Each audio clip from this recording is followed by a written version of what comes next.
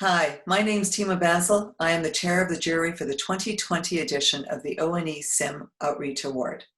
The winners are Edmund Malesky and Markus Taussig. What impressed us about their outreach activities is how they collaborated with local policymakers to generate insights that they then communicated to policymakers around the world. Let's hear from Edmund and Markus on how to engage in such outreach activities. Eddie and I got to know each other in the late 90s in Vietnam, much younger and on the ground, making friends, learning about realities. One of those realities was how dangerous life is in Vietnam.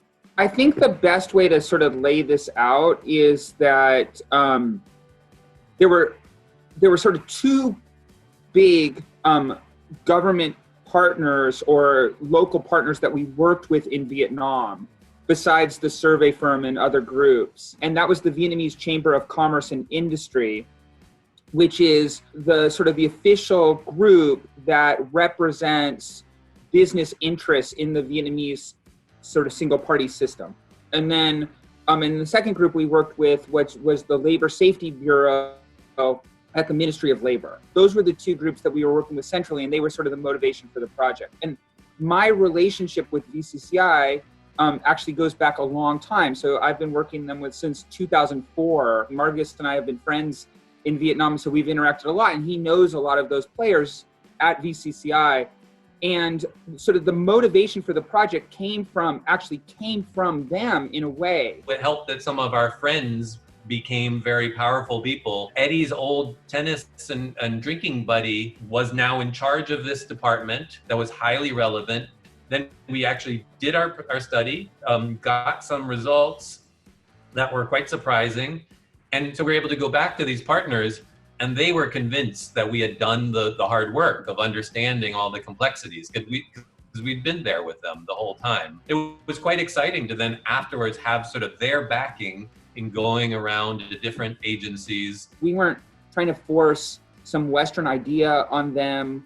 We were just working with their problems and presented them a solution that they felt comfortable with. And I think that also fed into the impact a lot. And then we're able to use that and go to some other countries too. And so that's where a lot of our enthusiasm for this project comes.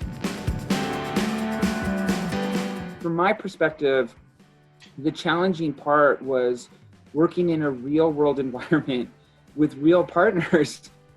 You are subject to the whims and vagaries of the real world, right? So like, if a few times the drafting of the regulation was delayed for various reasons, but we had funding commitments and reporting commitments for our partners, so we had to deal with that, even though the real world legislative process. So we were constantly having to make adjustments to be able to address that. For me, an important takeaway that I stress a lot with especially more junior scholars is that there is is that we don't have to be ivory tower bound, right? That there actually are these international development organizations in particular that have a lot of resources that they're putting towards governance changes, towards helping private sector companies in developing countries.